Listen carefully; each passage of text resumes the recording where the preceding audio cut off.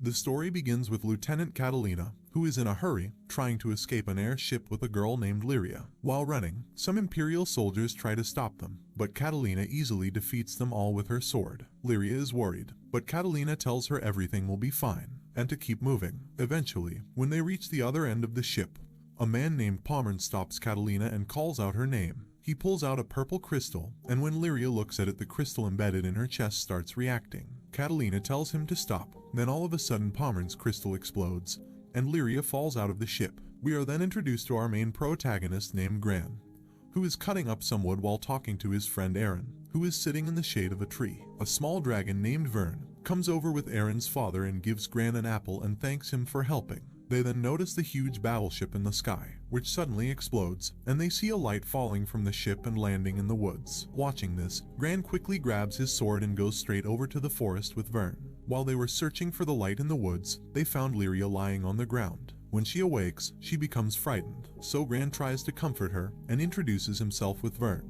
Lyria calms down and explains what happened on the ship with Catalina. Then some soldiers spot them and try to capture Lyria. So Gran draws for his sword and protects her by knocking down the two soldiers. One of the soldiers lets off a flare into the sky to call for backup, but Catalina notices the flare and hurries toward the signal to save her. The reinforcements turn up and start chasing them through the woods. Gran asks why they're chasing her, and Lyria told him they're Imperial soldiers from the Empire. The soldiers corner them from every angle, but Catalina shows up just in time and attacks them with her magic powers. Later, Catalina introduces herself to Gran and told him she's also a part of the Empire, but not any longer because of what she's done to them today. She goes on to explain that Lyria is wanted by the Empire, and she was being used as an experiment and was locked in solitary confinement. Catalina thought it was wrong, so she helped her escape. After, Gran tells Catalina that he will help them fight the Empire, and joins them on their quest. But on their way there, Pommern arrives and blocks their path. Pommern then summons his four-headed dragon named Hydra. Catalina told him to run, but the dragon targeted Gran and instantly attacked him. The dragon charges at Gran and puts him to the ground. He manages to dodge all the fireballs, but then gets surrounded by the flames. And right then, the dragon stomps on him, leaving him with a very deep cut in his chest. The others are in shock when they saw what happened to Gran, and Vyrn starts to cry and tells him to wake up, but Gran doesn't respond. Watching this, Lyria becomes sad and infuriated, and the only way to heal Gran is by Lyria giving him half her power. So she does a spell which takes her to the afterlife to heal Gran and share her power with him. But while doing this, Pommern uses a gem to disrupt Lyria's power. However, Gran still manages to wake up. When Pommern sees this happen, he's in disbelief and asks how she brought him back. He then gets scared, so he commands Hydra to attack Lyria. But at this moment, Gran and Lyria combine their powers together and summon a legendary dragon called the Bahamut. When Bahamut appears, Hydra attacks him with fireballs, but Hydra's attack doesn't seem to do any damage towards Bahamut. When Hydra stops his attack, Bahamut builds up a giant energy ball and uses it against Hydra, and with a single move, Bahamut destroys nearly half the forest and wipes out the soldiers below. When Pommern witnesses the power of Bahamut, he becomes terrified and tells them to retreat. Bahamut wins the fight, and the dragon's soul enters Lyria's crystal. But Gran doesn't feel well and falls down to the ground unconscious. He begins to have flashbacks of himself as a boy, where Gran is seen reading his father's letters. His father told him about all the other islands, like the island of wind and fire, and also the island of astrals, the home of all the primal beasts. His friend Aaron interrupts him and told him that these other islands don't exist and said it's just a fairy tale. However, Gran disagrees and tells him one day he will become a skyfarer just like his father, and will visit the island and meet all the astrals. When Gran awakes, he finds Lyria sitting in his room and hugs him in relief that he's alive. She's shocked that he's alive and well, and has no injuries or marks on his body. When Catalina and Vyrn come up to his room, Gran asked about the village and if anyone else was hurt, but Catalina tells him that no one in the village got hurt apart from him, and that it's a miracle seeing him alive. She expresses that no amount of magic could ever bring a human back to life. However, the only person who has this kind of power is Lyria. Catalina tells Gran that the Empire has been looking into the primal crystals to expand their domain, and Lyria is the primary key to all their research. But even with all the Empire's resources, they still weren't able to unlock the full potential of Lyria's power, so they kept her locked away until they could complete all their research. But Catalina saved her as she wanted to show her a new life.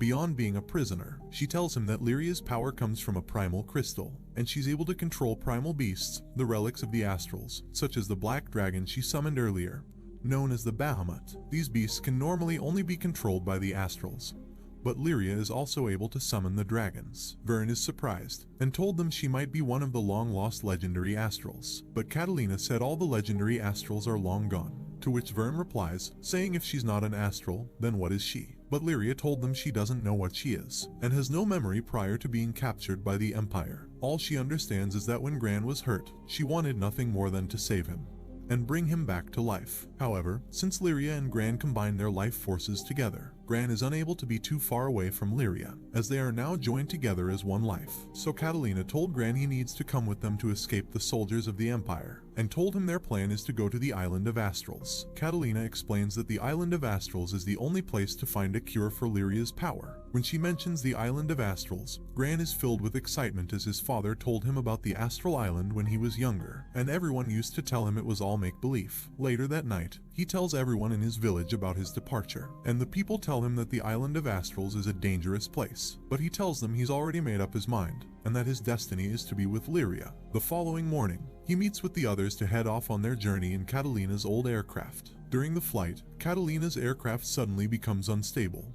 and they end up crashing on an island called Angana. Soon, a man named Rackham spots them crashing and inspects Catalina's ship. He tells them their ship has been completely destroyed and will not be able to fly again. After his inspection, he tells them they need some proper flight training, then puts his bag on and leaves. Later, Catalina takes everyone to the town where Gran buys a new sword, and Lyria takes a diary to write her adventures in it. The following day, Catalina is arguing with the receptionist at the airship station, who told her all the ships have sold out and the next one will be available in a few days. Then Gran notices a giant airship landing outside the station, and said he's always wanted to fly a ship just like this. Then Rackham shows up again and introduces himself. After, he takes them to his workshop and shows them their destroyed airship, which he's currently fixing. Suddenly, two spies from the Empire, Drang and Strum, appear. Drang tries to capture them by deceiving them, and tells them he has a spare airship they can use, and has lots of fresh apples, but he accidentally slipped up by mentioning Lieutenant Catalina's name during a sentence. Hearing this, everyone becomes more cautious and tries to escape with the help of Rackham. Drang and Strum started chasing them, and almost captured them in an alley, but Gran told them not to worry, and draws for his sword. Seeing this, Drang and Strum get ready to fight back and use their magic powers against Gran.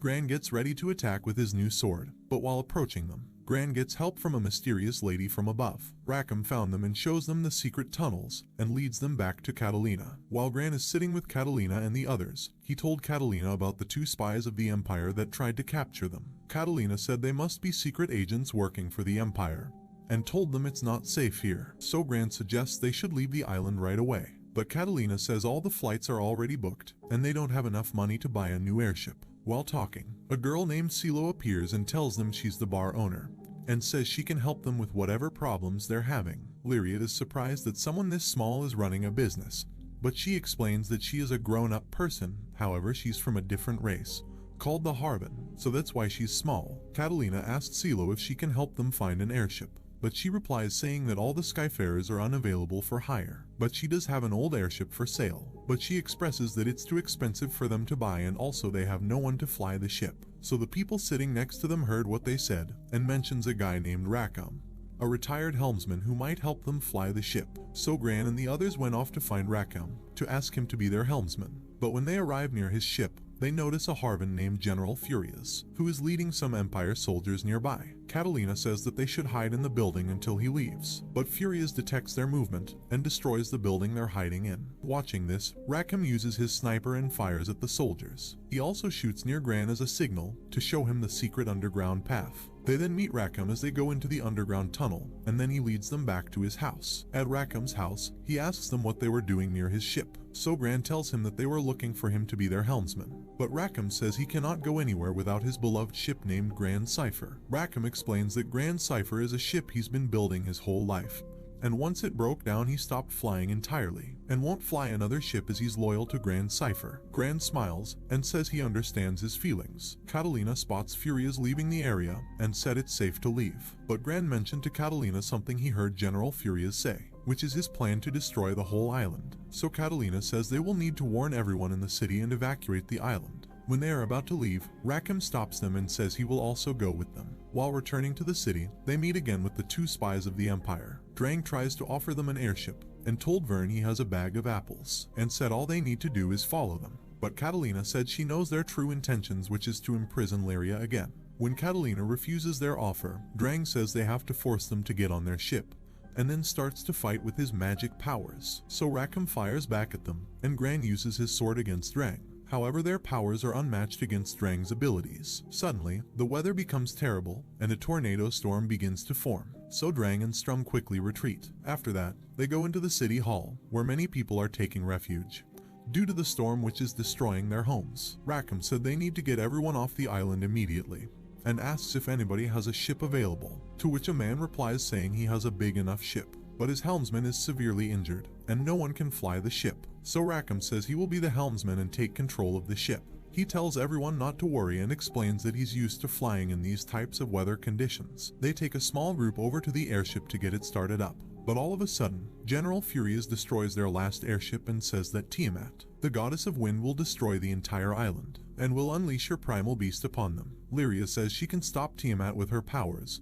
but only if she gets closer to Tiamat. Rackham says his ship might be waiting for such a day to fly, and takes a chance with Grand Cipher. Rackham starts talking to the ship and begs it to start up one last time, and he manages to get it started. Once they reach a high enough altitude, they come across the primal beast Tiamat, who's been corrupted by General Furious. Lyria communicates with Tiamat using the primal crystal, and asks her not to destroy the island. But Tiamat doesn't listen to her commands and still attacks. Lyria tries once again to interact with Tiamat, but she cannot get through to her, as the Empire has put an infected crystal embedded in her chest to corrupt her mind and go against her own beliefs. Lyria asks Gran to destroy the corrupt crystal using the power of the Bahamut. After gaining the power of Bahamut, Gran jumps straight off the side of the ship and activates his sword ability. He gets directly above Tiamat, and once he gets close enough, he finally destroys the crystal, making her normal again and saving the island. Tiamat brings Gran back to the ship and gives Lyria a gift, then fades away. Later on, they all go to eat, and Lyria pulls out the gift that Tiamat gave her, and when they both touch it, they can see some visions of a volcano and a giant broken down factory. Silo is shocked after seeing the gift and tells her it's a piece of a sky map. Catalina says she's heard of the sky map fragments before, and there are other pieces which all fit together and is needed to get through the place they need to go. Later that night, Gran visits Rackham and asks him if he wanted to be their helmsman. He asks Gran for the destination of where he wanted to go, and Gran told him he wants to visit the island of Astrals. Rackham is surprised hearing this and wanted to know why, so Gran tells him his father is waiting for him on the island of Astrals. He shows Rackham the letter his dad sent to him when he was younger, and Rackham told him he didn't know this place actually exists. After talking, Rackham tells Gran he wouldn't want to miss out on seeing the islands of Astrals, and agrees on being their helmsman. The next day, they leave and fly out to the destination, and they end up at the first location called Vaults, where they need to gather supplies, as it is known to have plenty of steel and armor and food. However, they notice that the town is pretty much empty and no one is around, but the shops are still stocked with items. After they enter a restaurant, and here they meet with a man who said he was a secret agent and works for the government of Vaults. He was impressed when he heard about Gran and his group saving the city of Port Breeze from the storms of Tiamat, and wanted to ask for a favor, which requires their unique skills and talents. He requested them to find a very important person who went missing, and he told them it was the Archduke of Vaults. He explains that if word got out that the Archduke was missing, the whole city would be in despair, so he needs a third party to act on his behalf and find him without the city knowing about his disappearance. Gran accepts the request, and they all head out to find the Archduke. The next day, they go around asking the people of Vaults about information on the Archduke, and while asking, we see someone spying on them and listening in on their conversations. After talking with many citizens, they come to realize that the Archduke is adored by everyone in the city, and soon enough, riots will begin to occur if he isn't found. So later on, they begin to investigate an abandoned factory when Catalina realizes they're being followed. She tells them this must be the same person she noticed following them from yesterday, because she's getting a sense of magic from the trace of the footsteps. Suddenly, they hear a girl screaming, and they see her getting attacked by goblins. They quickly help her fight off the goblins, and Gran asks her who she is, and she tells them her name is Io, a mage of Vaults, and she's been following them because she knows that they're also trying to find the Archduke, who is her master. She told the group that the Duke is her mentor in the arts of magic, and told them he's a brilliant magician who can also build amazing structures and machines. But one day the people from the Empire turned up and he disappeared. Gran shows Io the locations they've written down as to where the Archduke might be, and she told them one of the places sounds familiar, so they leave to investigate the location. They then arrive outside a giant cave, and Io notices a secret entrance hidden by using magic. They enter the secret passage and end up inside a hidden laboratory. While inside, they begin searching for the Archduke, and Lyria tells the others she senses something inside the lab. Suddenly, the two spies of the Empire come out and tell them that this place was first discovered by the Astrals, and what Lyria is sensing is the primal beasts. We then see a girl walking next to the Supreme Advisor of the Empire, known as the Black Knight, which is the strongest Imperial Knight in the kingdom. After seeing this, Catalina is shocked, and she asks them what the Black Knight is doing here. They told the group that they're also trying to find the Archduke, because he agreed on doing a joint project with the Empire, which involves using primal crystals. But the Duke took all the research and used it for himself, and put the crystal inside one of his giant machines. After they leave, a mechanical monster appears behind them, and Io tells them this machine must be one of the machines built by the Archduke, and his magic powers are controlling the monster. Io ran up to the machine and begged her master to stop, but the machine didn't listen to her and starts attacking her. But luckily Gran saves her just in time. After, Rackham shoots the monster, and they all head towards an escape route. After escaping, Lyria warns them about a voice she keeps hearing, and tells them that ever since the mechanical monster appeared, she keeps hearing the same voice. They continue to investigate and search the other parts of the laboratory until they come across a mysterious room with another giant machine, and there they meet the Archduke. But Io tells them he's acting strange, and we see that his eyes flash red, and Vyrn tells them it's a bad sign. The Archduke seems to have forgotten who his student Io is, and doesn't remember anything. They try talking with the Duke, but he told them his work still isn't complete, and he needs to awaken the true power of the Iron Giant. And to do this he will need the power of Lyria's primal crystal. The Empire spies and the girl who controls the Black Knight are watching this happen from afar. They use the girl's power to awaken the Archduke's creation, to attack Gran and the group. After the mech awakens, the Duke commands it to attack them, so they begin to fight the Iron Giant using all their skills. They start using basic attacks against the mech, but it doesn't do enough damage. Then Lyria gives Gran the power of the Bahamut, and he approaches the beast with his elemental sword, and tries defeating it with all his strength. However, the mech is much stronger than they expected, and they find it troublesome in defeating him. Then Io gets mad at her master for turning against her, so she uses the magic that the Archduke taught her, and she manages to knock down the mech.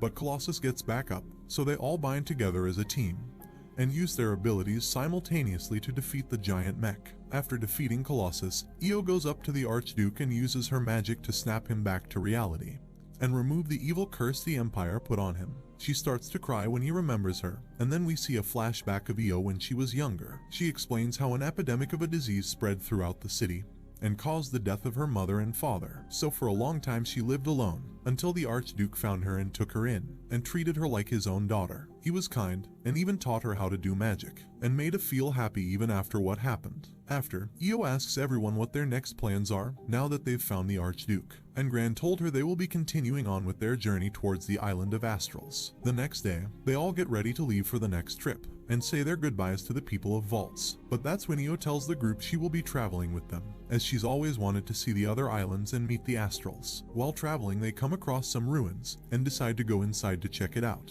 But while investigating, the ground suddenly breaks, and they all fall down into the depths of the ruins. The team gets split up into two groups, and they end up in a secret underground area. A bat tries attacking Catalina, so she easily eliminates it with her sword. On the other side of the tunnel, Gran spots water rushing towards them, but Io uses her mage powers and forms a tornado for protection. Catalina also uses her magic to protect them from the traps hidden all around the ruins, and Lyria almost gets trapped, but Catalina and Vyrn help her just at the last second. Lyria tells them she knows the location of Gran, and can feel his presence through the crystal. However, Gran might not be able to feel the same thing as Lyria, as her power is still much stronger than his. Then Gran and his group hear an explosion, and here we are introduced to two new characters, named Mary and Carva, who are two girls which are also exploring the ruins. They're here searching for the buried treasure, but the treasure is being guarded by a creature made of sand who attacks them. But Gran and his group help them just in time as they arrive. Upon arriving, they notice that the sand creature is quite strong, so they need to come up with a plan to defeat it. Then Gran uses a fireball and puts it inside the mouth of the creature to eliminate the monster. After defeating the creature, a secret door opens, and inside is all the treasure of the ruins. Inside the room, Gran found a special sword, and while holding the sword, it forms a bright light. Then they all get teleported outside. After being teleported, the ruins disappear, and Carva and Mary get upset as they didn't get any of the treasure. After, Lyria is seen having a vision where all her friends are dead, and there was another version of Lyria, but she wakes up and it was only a nightmare. The next morning they head off to their destination, and they arrive on an island which appears to be uninhabited. But Lyria tells them she senses something on the island, so they begin to investigate and explore deeper. They find some people on the island, and a man named Eugene recognized Rackham from Port Breeze. He introduces himself to the rest of the group and explains that their island is currently at war with the Empire. He takes them over to the city, and when they arrive, the group is amazed about how beautiful the city is, and are surprised that a city like this is at war with the Empire. A man then told the people of the city that he was just attacked by a monster. He was badly injured, so Lyria healed him with her magic powers. They then head over to the town stores and buy some supplies, and while buying the supplies, Gran spots a blue necklace and gave it to Lyria as a gift. While this happens, we see some hooded figure watching them, and then Gran told Lyria he forgot something important back at the store. He quickly runs back, but when he returns, Lyria was gone. She was captured by the hooded person who was following them, and Lyria was unable to do anything, as the hooded individual was holding the purple gem, which blocks Lyria's power, so she's unable to escape. Gran tries chasing them down, but he's not fast enough and the hooded man escapes on a boat with Lyria. At the same time this happens, the city is also being invaded by the Empire ships. The man who took Lyria was Pommern, and he starts threatening all the citizens. So Lyria begs him to stop, but he told her to be quiet, and then proceeds to break the necklace that Gran gave her. He tells Lyria that she's nothing more than an experiment made by the Empire, and said she shouldn't be making friends. Gran found Lyria and tries taking on the Imperial guards. He struggles, and after he summons a giant water dragon, which starts to attack all the Empire ships. And right before he eliminates Lyria, Gran knocked him down. But then they notice that the sea dragon caused a tsunami and is about to wipe out the whole city. But then a girl named Rosetta appears and rescues them all using her magic powers. After the waves hit Lyria, she becomes unconscious and doesn't wake up. Gran and Catalina stay by her side and take care of her. While sitting by her side, Catalina confesses to Gran about Lyria's true powers, and told him that she was used by the Empire as a weapon experiment, and they accidentally summoned an unknown creature from inside Lyria, and the creature could overcome the Empire and bring destruction to their entire kingdom. So the Empire decided to imprison her to make sure she wouldn't lose control and summon the demon inside her. After they head over to the island with astrals to bring her back to life and wake her up. They then come across a giant tree, and Rosetta explains that they can use the magic of the tree to bring her back. Once she wakes up, Lyria explains that she was in a dark sleep, and was worried about the power of the creature being awakened, and was worried no one would be able to stop her. After she awakens, this also awakened the giant dragon of the seas.